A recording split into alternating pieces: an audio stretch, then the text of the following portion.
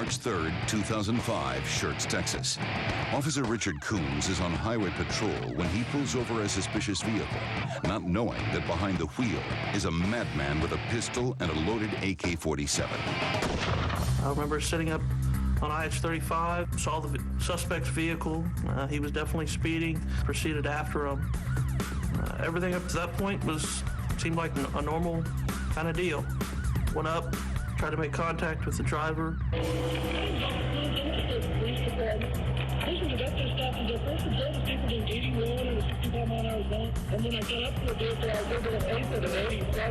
And he was making a movement that was typical for somebody reaching for a wallet in their back right pocket.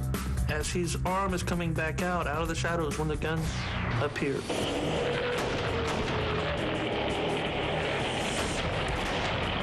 I was able to get back to my vehicle. I was able to radio to my dispatch. I do then see the barrel of the rifle coming out.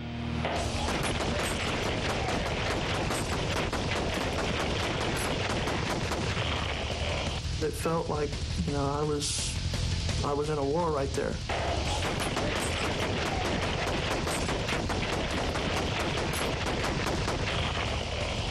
First thing that kicked in was the training. You don't go back in your car. You go back in your car, you're dead.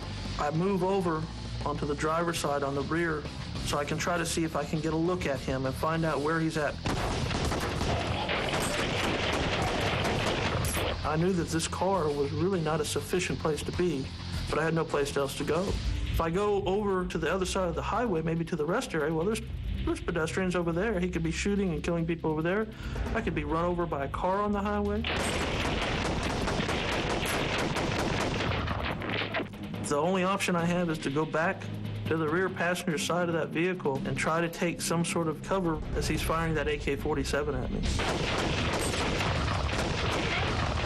There was enough of a pause for me to actually return fire.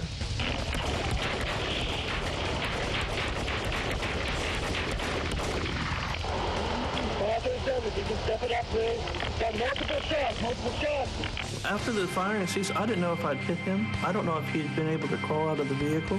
He was still concealed down in the bottom of the vehicle, waiting for my approach or somebody else's approach. We waited until as many officers that were responding out there. Remember, Officer Hardcastle was SWAT trained, yelling at Mr. Kennedy to drop the weapon. So at that point, I realized that he was still alive and he still had a weapon in his hand.